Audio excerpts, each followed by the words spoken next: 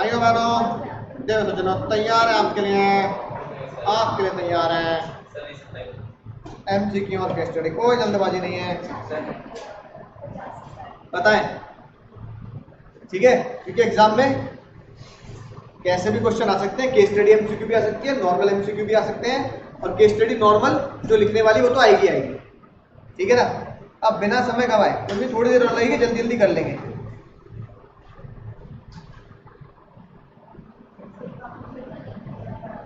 Question पढ़ने जा रहे हो पहले। प्रिंसिपल ऑफ मैनेजमेंट कौन सा फॉलो हुआ है, दिमाग लगाने का है। Which principle of management is being followed here? अरे सर इतना इजी सर मत दो, sir development of workers will their greatest efficiency prosperity है सर इसका आंसर। सर पढ़ा कर ठीक है ना सर। भाई ये तो ऑप्शन ही नहीं है, वो टेक्निक है। ऐसा ही है, ये रहा सही है ना सेंट्रलाइजेशन, डिसेंट्रलाइजेशन, डिवीजन, डिसिप्लिन, इसमें से ढूंढना है। सर। आपने खुद ही बताया था ना सर, मेरी क्या करें। किससे पता लग रहा है सर? मैं डिवीजन ऑफ वर्क है सर। हाँ अब सही पहचाना, किस लाइन से पहचाने तुम? अरे सर सी तो divide sir, she divided the work to the smaller unit. भैया ये पैर बनने का है, फ्लावर नहीं बात कर रहे हो है ना। इस ब्लू पेन से जो हाईलाइट किया है उससे क्या पता लगा? Division of work. यानी कि ये वाली बात को पूछ रहा है, हमने इससे पहचान लिया। एमसीक्यू इसलिए आसान होता है क्योंकि हमें पहले से आंसर पता होता है कि भाई ये चीज देखनी है हमें, अब हमें उसमें ये ढूंढना है कि बाकी में ये चीज है कि नहीं है। डिवीजन ऑफ वर्क हमें मिल गया। दूसरा क्वेश्चन पूछ रहे हैं sales person allowed to close deal with the buyer maximum. अरे ये तो अपना एग्जांपल है रे पुष्पा, पूछने की जरूरत नहीं है, पढ़ने की जरूरत नहीं है। सेल्स वाले को तो बोल दिया भाई तू 5% डिस्काउंट दियो, 5% से 10% 20% देना है तो फाइनल अथॉरिटी देगी। हाँ केस स्टडी पढ़ने की जरूरत ना, हमारे कीवर्ड्स में सारी चीजें हैं। केस स्टडी पढ़ी नहीं सर, सेंट्रलाइजेशन डिसेंट्रलाइजेशन अपने कीवर्ड में हमने ये याद किया है, कीवर्ड में लिखा है तो मैंने एग्जांपल भी लिखवाया और कार्टून प्रेजेंटेशन भी यही बनवाई है मुन्नी। तीसरा बताओ, थोड़ा विजिबिलिटी कम आ रही है अब, ठीक है सर सी पार्ट जनरेशन पे बाय इसका आंसर पार्ट का और तो पक्का? हां सर पक्का। When the business value doing on and oh sir giving a bonus, oh my God sir easy. बोलो जल्दी बाकी। भाई ये सीक्रेट वर्ड कहाँ लिखवाया मैंने? सर सही तो बोला मैंने। दिल चीर के दिखा सकता ना तो तुम्हें तीर दिखता मेरे दिल में। Honour the commitment Aamir Khan, honour the commitment. Sorry यार मैथ्स की क्लास का मतलब ये थोड़ी है कि तुम दिमाग में लगाओगे डिसिप्लिन। अगर मैंने ये बोला है तुम्हें कि भैया 3 गुना वेजेस दूंगा, 3 गुना वेजेस दूंगा, तो वो क्या है? डिसिप्लिन तो है। डिसिप्लिन का अगला लेवल ऑनर योर कमिटमेंट, जो वादा किया वो निभाना पड़ेगा। चौथा बताओ, इक्विटी। मोर बायस, ये देखो बिल्कुल सेम कीवर्ड जो तुम्हें लिखवाया है, वो फीमेल्स की तरफ ज्यादा बायस है। याद आ गया? अपनी बुक का सेम क्वेश्चन की सेम लाइन है, ठीक है ना। क्वेश्चन नंबर से 17 या 16 रहा होगा। क्या है भैया बताओ? Principle of equity. Case study पढ़ने की जरूरत नहीं, पहले क्वेश्चन से तुम्हें अंदाजा लग जाएगा। कुछ क्वेश्चन में मार्क्स खाए हो तुम, इसलिए क्वेश्चन तो बनते हैं सर। अब आप बताओगे अगला question number 2। On several occasion it was discovered that subordinate was getting instruction from 2 और मोर मैनेजर। अरे केस स्टडी पढ़ने की जरूरत क्या है? 2 और मोर मैनेजर से क्या मिल रहा है? तो भैया यूनिटी ऑफ कमांड। ऊपर पढ़ने की जरूरत नहीं है, अभी ऊपर पढ़ने की जरूरत नहीं है रे Pushpa. Question number 2, company was not now ignoring the rules. Rule ignore कर रही है, कौन सा प्रिंसिपल वायलेट है? रूल्स। भैया रूल्स वर्ड किस में आता है बताओ? रूल्स वर्ड किस में आता है? भैया रूल तोड़ोगे तो डिसिप्लिन फॉलो नहीं कर, कुछ अच्छी बात नहीं सर। केस स्टडी दे रखी है ऊपर, मन बहलाने के लिए है वो, कि भैया मन बहलाने के लिए पढ़ लिया, बच्चों को डराने के लिए। भाई बच्चा दिमाग लगा रहा क्या लिख दिया भैया ये, है ना। हमें केस स्टडी पढ़ने की जरूरत नहीं पड़ी। Company ignore one fair principle. Oh sir case study पढ़नी पड़ेगी। अब पढ़नी पड़ेगी भैया, अरे अब पढ़नी पड़ेगी। उसका अरे भैया पहले केस स्टडी पढ़ के पता लगी, पढ़ ली थी केस स्टडी? तो उसका है कंपनी अब केस स्टडी पढ़ के पता लगेगी भैया कौन सा, अब बताओ कौन सा प्रिंसिपल ओवरलुक किया जा रहा है। अरे सर ये बट लास्ट एक minute the company was now ignoring the rules completely. अब डिसिप्लिन लेवल डिसिप्लिन का है। वो तो हो गया। अब हो गया ना रे, लास्ट टाइम ये तो होगा। इसके मारे है तो कौन वो कह रहा है इसके अलावा डिसिप्लिन हमने पढ़ लिया, ठीक है ना, और हमने क्या कहते हैं यूनिटी ऑफ कमांड भी देख लिया। इन दोनों के अलावा कौन सा प्रिंसिपल फॉलो नहीं कर रही कंपनी? ये मैच का स्टार्ट सर इक्विटी होगा फिर मैच का स्टार्ट। कैसे पता लगा? सर वो last third last manager start simple work to the employ and complex work to other employ. अपने एम्प्लॉय को तो आसान दे रहा है, जो दूसरे एम्प्लॉय है जिनसे गुस्सा खा रहा है उसको डिफिकल्ट दे रहा है। इसका मतलब क्या है? इक्विटी फॉलो नहीं कर रहा ना वो। भाई ये वाला डिसिप्लिन वाली रूल वाली बात तो हमसे पूछ ली नीचे, वो कह रहा है, और यूनिटी ऑफ कमांड भी पूछ लिया। वो कह रहा है यूनिटी ऑफ कमांड और डिसिप्लिन के अलावा कौन सा प्रिंसिपल फॉलो नहीं हो रहा है। Sir, it really okay. The result was on that. Due to the company failed to give the world market, on the other hand, due to overwork, He is sold on the market, and on the other hand, due to overwork, the efficiency of the price taken. अब देखो equity आया, तुम्हारे हिसाब से कौन सा लग रहा है? हमें चारों में से ढूंढना है ना। डिसिप्लिन ऑलरेडी ऊपर कर चुके हैं, ये लिखा one more fair principle, one more. Discipline ऊपर आ गया, यूनिटी ऑफ कमांड ऊपर आ गया। अब आंसर हमारे पास दो है, या तो इक्विटी या स्प्लिट इक्वल। इक्विटी हमने देखा अभी, इक्विटी तो निकाला अभी, आंसर क्या होगा? इक्विटी। कहाँ है इक्विटी? चेक करो।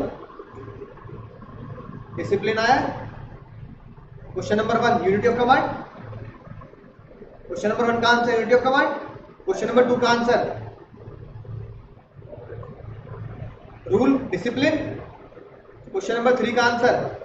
अब क्वेश्चन नंबर 3 ध्यान से पढ़ो, पूछ क्या रहा है। क्वेश्चन नंबर 3 कह रहा है जो ऊपर तुमने बता दिया वो तो ठीक है, इसके अलावा एक और बताओ। तो कहीं हमने एसपीटी कोर वाली बात तो पता नहीं लग रही कि टीम जब वर्क काम नहीं कर रहे, तो क्या पता लग रहा है? वो अपने एम्प्लॉयज को तो आसान काम देता, दूसरे एम्प्लॉय को मुश्किल। तो इक्विटी फॉलो नहीं कर रहा। वो कह रहा है one more fair. One more का मतलब क्या है इस क्वेश्चन में? जो ऊपर है उनके अलावा, ठीक है। अंजू गुप्ता क्या कह रही है? अनुज गुप्ता, मंगला शर्मा है ना, Mangala Sharma observe at his clinic that there is fixed place for everything. बताओ माया मानो, ये कीवर्ड कहाँ है सर? ये कीवर्ड कहाँ है सर? किसका है सर? ऑर्डर। मेरे भैया अगला क्वेश्चन देखते हैं सर। अभी तक हमने केस स्टडी पढ़ी नहीं है। दूसरा बताओ।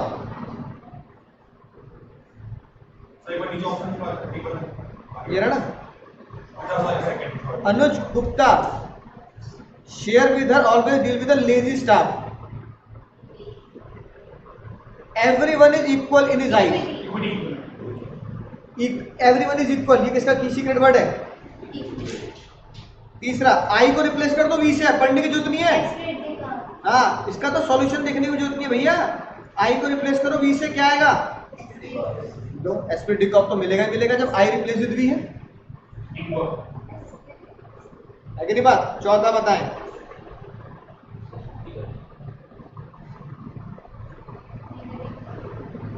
टेलर सर पे आ गए हम। टेलर सर भी रिवाइज हो जाएंगे सारे हमारे।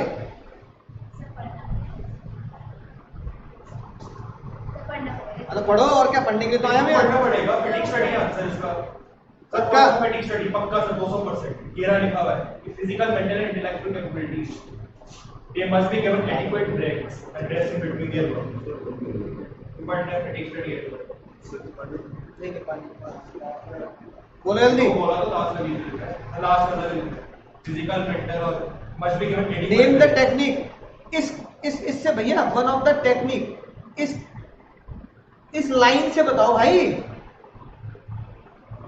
तुम बड़े मजे ले रहे हो। इस लाइन से क्या पता लग रहा है? One of the technique of management call the best method. ये ले मेथड दूसरी दुनिया में भैया ये क्वेश्चन नहीं पढ़ने का दिक्कत। इसका मतलब एक बात समझ में आ गई मुझे और तुम्हें भी। दिक्कत कॉन्सेप्ट में नहीं है, दिक्कत तुम में भी नहीं है। दिक्कत पता क्या है? क्वेश्चन पढ़ने में जल्दबाजी की दिक्कत है कि बस मैं 3 घंटे का पेपर 2 घंटे में कर दूं। 3 घंटे का पेपर 2 घंटे करने का होगा क्या? मैराथन थोड़ी जीतनी है हमें, है कि नहीं बात? दिक्कत क्या है? हम क्वेश्चन ढंग से नहीं पढ़ रहे। कुछ बच्चों की दिक्कत होती है इंग्लिश, है ना? इतनी मैं मदद करता है यार, तुम इंग्लिश तो कम से कम ढंग से पढ़ लोगे, इंग्लिश स्कूल में पढ़ रहे हो तो मीनिंग निकाल लोगे, है ना? कुछ बच्चों की दिक्कत हो रही है, तुम्हारे साथ हो रही है जल्दबाजी। वो कह रहा है इस लाइन से बताओ, इस लाइन से क्या मतलब निकल के आया सर? Method study. ठीक है, अब जल्दबाजी नहीं करेंगे, ध्यान से देंगे, ध्यान से बोलेंगे भाई। अगर मुझे गुस्सा आ गया ना, एंड को काटूंगा मैं तुम सबके घर पे जाके, तारीख पे तारीख जरूर के लिए इंसाफ भी मिलेगा तुम्हें। सही देवल आया था मेरे अंदर एकदम से गुस्से में। अब अगले बार में मुझे गुस्सा मत दिलाना, ध्यान से पढ़ के। Name the principle management highlight in the given line of extract this best method से साइंटिफिक मैनेजमेंट तक की लाइन ढूंढनी है हमें, तो ऊपर करना पड़ेगा। क्वेश्चन देख लेते हैं, कहाँ है दिस बेस्ट मेथड से? Sir second line. हाँ, science not rule of thumb. यहां से कह रहा है best method selected through the यहाँ साइंटिफिक मैनेजमेंट से। बताओ भैया, science not rule of thumb. ठीक है, देख लेते हैं सर। साइंस ना रूल ऑफ थंब दे रखा है, नहीं दे रखा? राइट, तो आंसर क्या होगा sir? Science not rule of thumb. अब की बार तुमने बिल्कुल सही पकड़ा है। अब बताना इस लाइन से क्या निकल रहा है? मोर ओवर से लेकर इंटेलेक्चुअल कैपेबिलिटी तक, मोर ओवर से लेकर इंटेलेक्चुअल कैपेबिलिटी तक। सुनना ए भैया, ए मुन्नी, मोर ओवर से लेकर इंटेलेक्चुअल कैपेसिटी तक, यानी वो तुमसे पूछ रहा है इस पैराग्राफ से, इस सेकंड पैराग्राफ से तुम मुझे बताओ कौन सा टेक्निक निकल के आ रही है? हाँ, कौन सा प्रिंसिपल, कैसे पता लगा?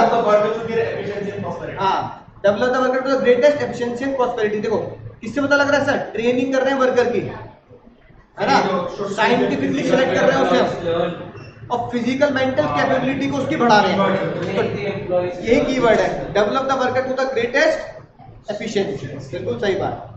3 क्वेश्चन तुमने सही पहचाने, चौथा है क्या? देखते हैं।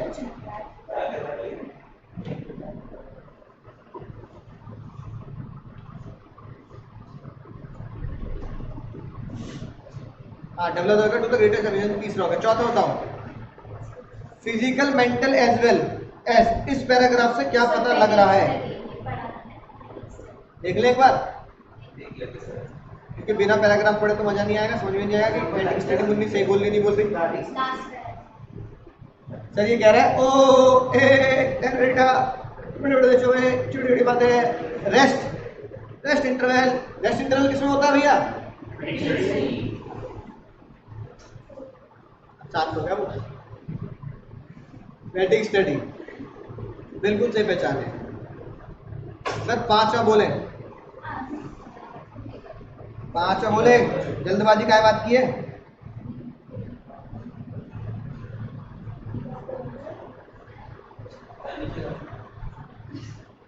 पढ़ लिया?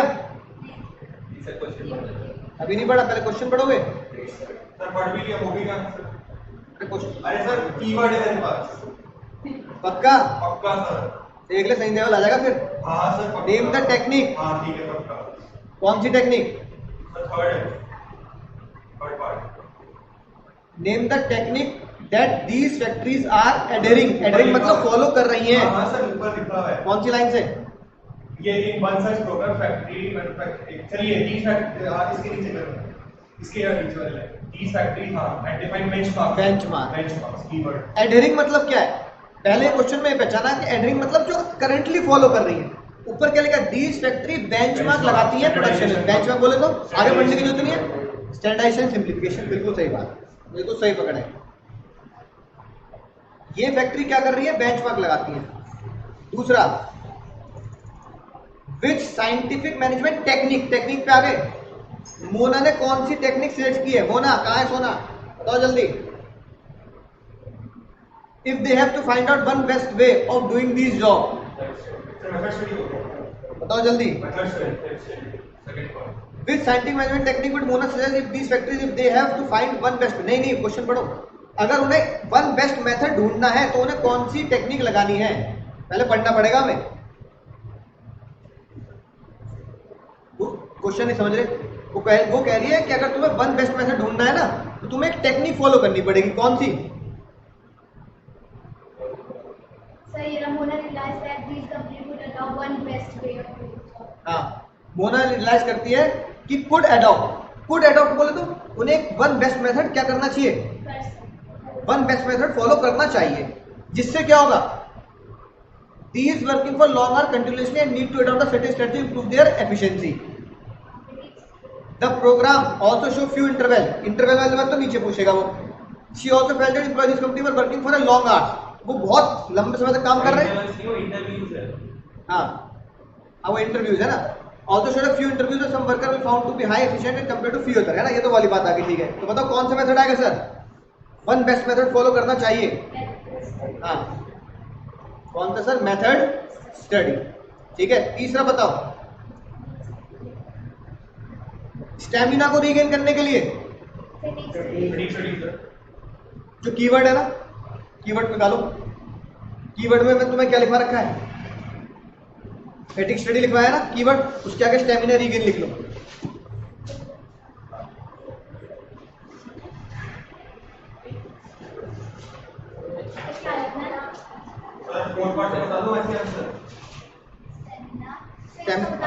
स्टेमिना रीगेन करेंगे तो क्या होगा, फैटिग स्टडी से होगा ना।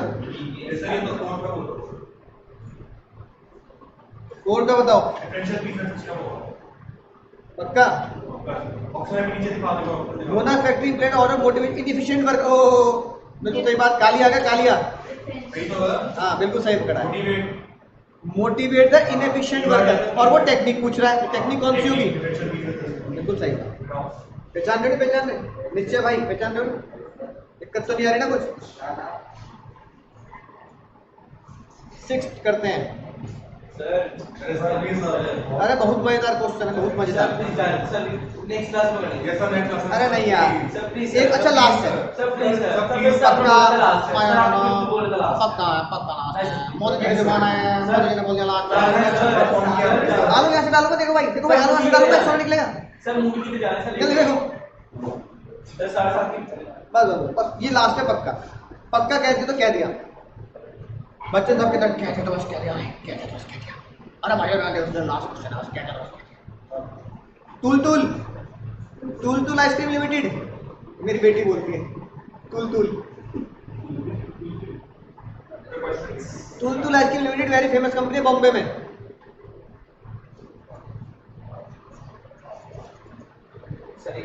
What will be the earning of worker producing 15 unit. 15 unit बनाने में उन्हें कितना पैसा मिलेगा। बहुत मजेदार, मजा आया, बहुत मजा आया। पढ़िए जल्दी।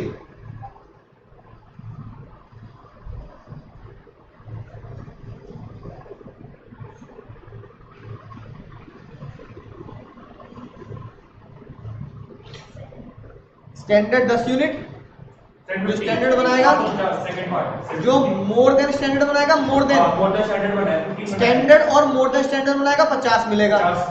और कालिया जो उससे नीचे बनाएगा 40। सेम क्वेश्चन है भाई, सेम क्वेश्चन है जो तुम्हें मैंने एग्जांपल लिखवाया कालिया और भीम वाला। 15 यूनिट बनाई, 15 यूनिट बनाई। स्टैंडर्ड कितनी है, 10। स्टैंडर्ड से कम बनाई, ज्यादा बनाई, ज्यादा बनाई। ज्यादा बनाने पे कितना मिलता है, 50 रुपए। कितना आ गया, बिल्कुल सही बात, बिल्कुल सही। कोई दिमाग नहीं लगाने का, जैसा समझाया बिल्कुल वैसे करने का है। छोटा भीम टाइप है। ठीक है मुन्नी दीदी, बात समझ आ गई ना।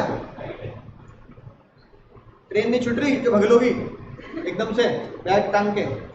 अगला, such worker producing 15 units is termed as, क्या माना जाएगा भैया, एफिशिएंट, इनएफिशिएंट।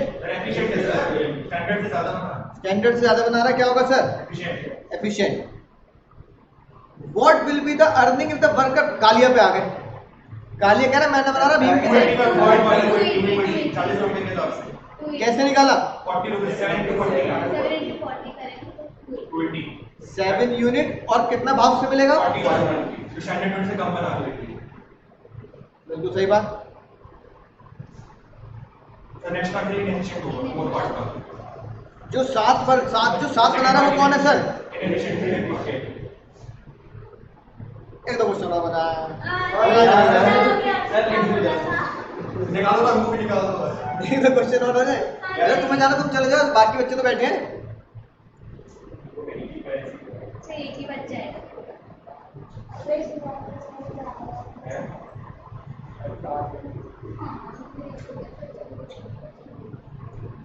क्या लगता है? नहीं सर आपकी मर्जी हाँ नहीं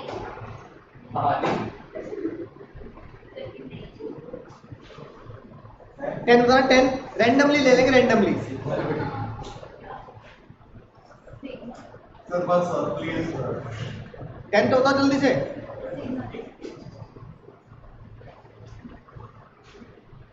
ड्यूअल सबऑर्डिनेशन, दो जगह से ऑर्डर आ रहे हैं। यूनिट ऑफ कमांड हाँ unit of command, dual subordination हो रहा है ना। ठीक है रुक जाओ अभी,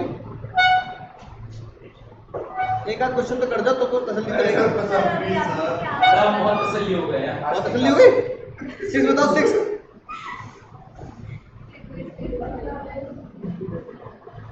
एम्प्लॉय टर्नओवर किसका सीक्रेट वर्ड था?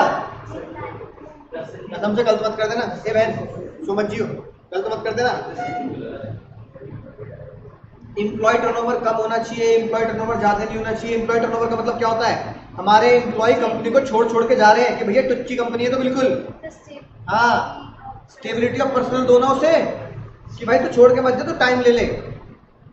तुम यार गुस्सा दिलाने पड़ जाते थे। बाकी देख ले दोस्त, सही बता रहा हूँ मैं, घर पहुंच जाऊंगा मम्मी शिकायत करने। 7 बताओ।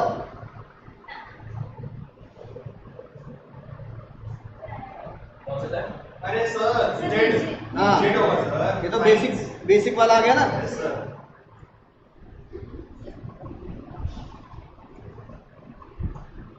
सर कोई वर्कशीट कराओगे? पूरी वर्कशीट नहीं करा रहा यार। चलो 18 बताओ। 18 19 थोड़ा सा मजेदार है। पहले 18 फिर 19।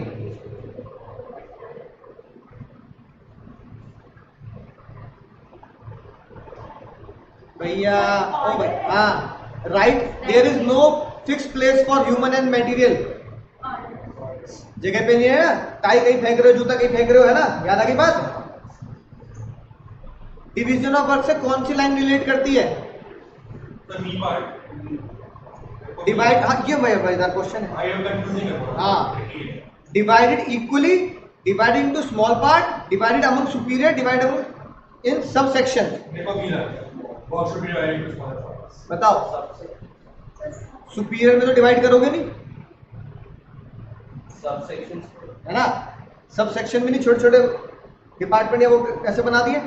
डिवीजन ऑफ वर्क को ध्यान से पढ़ोगे तो बेस्ट आंसर ये निकलता है कि छोटे छोटे पार्ट में डिवाइड करो ताकि उसमें एफिशिएंसी इंक्रीज हो सके, बड़ा तो ऊपर भी बड़ा है ना। हाँ ये इंपॉर्टेंट था। 19 मजेदार था। 20 बताएं।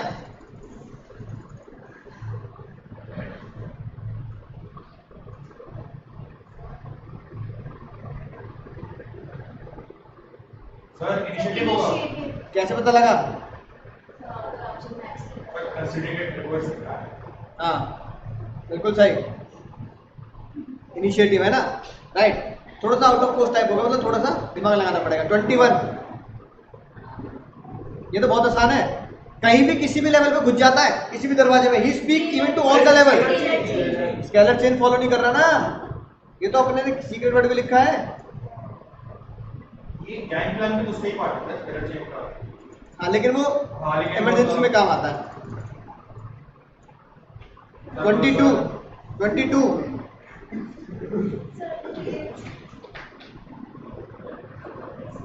सर आपने लास्ट बोला था आपका केस स्टडी 22 वो केस स्टडी लास्ट थी, वो केस स्टडी लास्ट थी। कहना तो बात है पहले बात गलत नहीं बोली, मैंने कहा था लास्ट केस स्टडी है, केस स्टडी लास्ट है। 22 बता दो। कौन सा वायलेट हो रहा प्रिंसिपल? सर नीचे का ऑप्शंस दिखा दो। सर क्यों पढ़ा? ऑप्शंस पहले पढ़ तो लो। पढ़ लिया।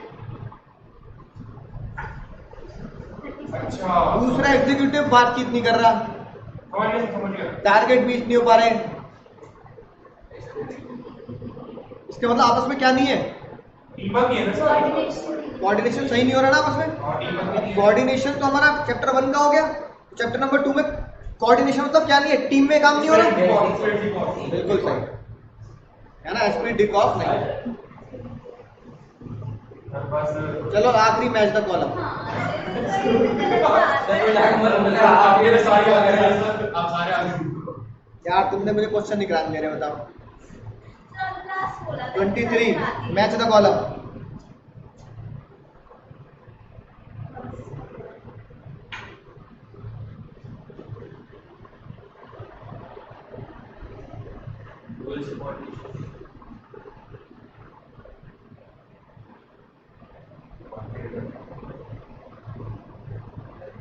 सर मैं बताऊं? फर्स्ट वाला है। फर्स्ट बोल रही है मुन्नी, बाकी जी सर। नहीं, फर्स्ट नहीं है।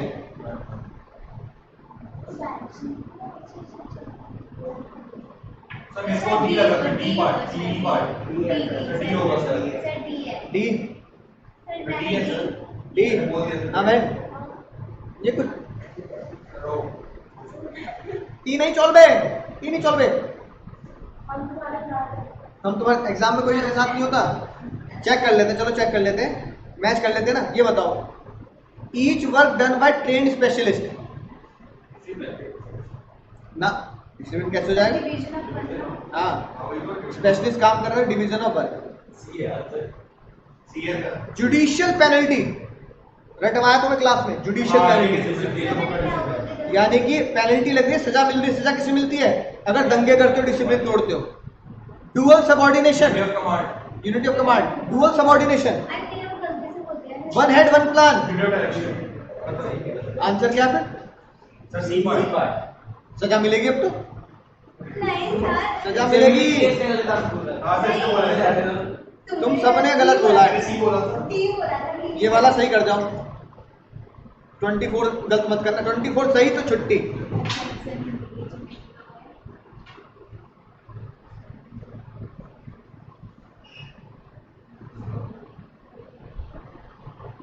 Sir C part. मैंने मेरे को एक्चुअली थर्ड पार्ट के हिसाब से लगा है, ठीक है ना? Formal lines of authority between superior and formal line of authority between superior subordinate. Formal line किसमें होती है सर? सर इसमें होती है ना स्केलर चेन में। चलो ये मान ली बात। यानी कि इतना तो हमें पता लग गया कि थर्ड का सी होना चाहिए, सॉरी थर्ड का ए होना चाहिए। यानी कि डी होना चाहिए ना। क्यों? सही तो कह रहा है वो। फॉर्मल लाइन डी वाला ऑप्शन। अब ए और बी तो हो नहीं सकता, नहीं। क्योंकि हमें इन दोनों में मैच कर गया। कॉन्सेंट्रेशन डिसीजन ऑफ अथॉरिटी, ये डी होगा। कंसेंट्रेशन ऑफ अथॉरिटी, कंसेंट्रेशन मतलब एक जगह इकट्ठी होना। अथॉरिटी की जगह कहां पे इकट्ठी होती है सर? Centralisation decentralisation. यानी कि फोर्थ का क्या होना चाहिए? बी। थर्ड का ए और फोर्थ का बी तो मैच कर रहा है ना? अब दिमाग लगाना है फर्स्ट और सेकंड में। Affect the entire organisation. Unity of direction. Direction किसमें? यूनिटी ऑफ डायरेक्शन किसको इफेक्ट करती है सर? पूरे ऑर्गेनाइजेशन। हाँ, सर नहीं डायरेक्शन का है ना। Affect the entire organisation. पूरे ऑर्गेनाइजेशन को डायरेक्शन इफेक्ट करती है। Affect the individual employ. Individual employ confuse रहता है भैया, मेरे साथ ये तो था। हाँ गुप्ता जी जैन साहब क्या करते थे? हाँ दो दो वो मेरे बगल वाले पे कोई फर्क नहीं डालता था, वो मेरे ऊपर बोझ डालता था। यार पहले गुप्ता जी काम करो, जैन साहब काम करो। एक एम्प्लॉय के ऊपर क्या फर्क डालता है? Unity of command. समझ में आई नहीं आई बात? तुमने कहा जवाब दिया इसका? डी पार्ट बोला। जो गलत बोल रहे थे वो यही बैठेंगे। सर डी बोला था मैंने। डी बोला था। हमने डी बोला था। सुनो ध्यान से, दोस्त, हम लॉ में एक शब्द पढ़ते हैं कंसिडरेशन, जिसका मतलब होता है हम जो करते हैं उसके बदले हमें कुछ ना कुछ जरूर मिलेगा। आप जो करेंगे उसके बदले कुछ ना कुछ आपको जरूर मिलेगा। यही प्रकृति का सिद्धांत है, यही कर्मा है और यही लॉ ऑफ कंसिडरेशन है। अब ये सिद्धांत काम कैसे करता है? आप खुद इस सिद्धांत को अस्तित्व में लाते हैं। लाइफ के सबसे जरूरी सालों को मेहनत ना कर कर, वेस्ट कर कर आप खुद इसे अस्तित्व में ले आते हैं। उन्हें आप बर्बाद करते हैं सोशल मीडिया पर, अनप्रोडक्टिव कामों को कर कर। आपका अंगूठा बस मोबाइल की स्क्रीन पर स्क्रॉल करता जाता है और समय निकलता जाता है और आप उम्र के उस पड़ाव में पहुंच जाते हैं जब आप पीछे मुड़ के देखते हैं तो आपको लगता है मैंने शायद समय व्यर्थ कर दिया और ये जीवन एक ऐसा है जहाँ पे कुछ भी लौट कर नहीं आता। टाइम ट्रैवल जैसी कोई चीज़ हमारी दुनिया में मौजूद नहीं है कि आप वापस जाके सब कुछ ठीक कर सकते हैं। तो अगर आप अभी अपना समय व्यर्थ कर रहे हैं तो ये कंसिडरेशन का सिद्धांत आपको बदले में क्या दे रहा है? आपको बदले में मिलेगा जिंदगी जीने की लड़ाई, पैसों की किल्लत, रेस्पेक्ट की कमी, मनपसंद चीजों से कॉम्प्रोमाइज करना पड़ेगा आपको, और जो आप चाहते हैं, जैसी जीवन शैली आप चाहते हैं, शायद उस तक पहुंचने में आपको बहुत ज़्यादा मुश्किलें आने वाली हैं। लेकिन दोस्तों, इसका पॉजिटिव इफेक्ट भी है। अगर आप लॉ ऑफ कंसिडरेशन के इस सिद्धांत को पॉजिटिव वे में अस्तित्व में लाते हैं, यदि आप अपने ये 4 या 5 साल मेहनत करते हैं, स्ट्रगल करते हैं, टाइम वेस्ट नहीं करते, आपको पता है कि मैं जहां टाइम वेस्ट कर रहा हूं वो मुझे कुछ भी प्रोडक्टिव देने वाला नहीं है, वो मेरे लिए बिल्कुल बेकार का इन्वेस्टमेंट है। हम हमेशा पढ़ते हैं इन्वेस्टमेंट ऐसी जगह करो जहां पर रेट ऑफ रिटर्न ज़्यादा मिले। तो आपकी इस मेहनत के बदले, आपके इस स्ट्रगल के बदले कंसिडरेशन का सिद्धांत आपको देगा जिंदगी भर की सक्सेस, जिंदगी भर का एंजॉयमेंट, फेम, पैसा। आपके जीवन की वो शैली आपको मिलेगी जिसे आप हमेशा बचपन से जीना चाहते हैं, सपनों में देखते हैं कि मैं एक ऐसा जीवन जीऊँगा। तो ये सब कुछ आप हासिल कर सकते हैं अपने जीवन में, लेकिन दोस्तों समझना पड़ेगा उसके लिए इस कंसिडरेशन के सिद्धांत को। तो आज ही काम में लग जाइए, वक्त बर्बाद मत कीजिए, लॉ ऑफ कंसिडरेशन को पहचानिए, अभी से प्रोडक्टिव चीज़ों का इस्तेमाल कीजिए, छोड़ दीजिए अनप्रोडक्टिव चीज़ों को, टाइम वेस्ट करने की सारी जगहों को, और मेहनत में अभी से आज से जुट जाइए, तभी लॉ ऑफ कंसिडरेशन आपके लिए काम करना शुरू कर देगा। ये बात याद रखना। ये 5 साल का स्ट्रगल आने वाले आपके 50 सालों का कंसिडरेशन होगा। इन 5 सालों की मेहनत में आपको अगले 50 साल का एंजॉयमेंट, मनी, फेम सब मिलेगा। तो इसी उम्मीद के साथ कि आप अभी से ही चीज़ों में जुट जाएंगे और कंसिडरेशन के सिद्धांत को अपने जीवन में पॉजिटिवली लेके आएंगे। मैं मिलूंगा आपको अगली वीडियो में, तब तक कुछ ना कुछ सीखते रहिए, आगे बढ़ते रहिए।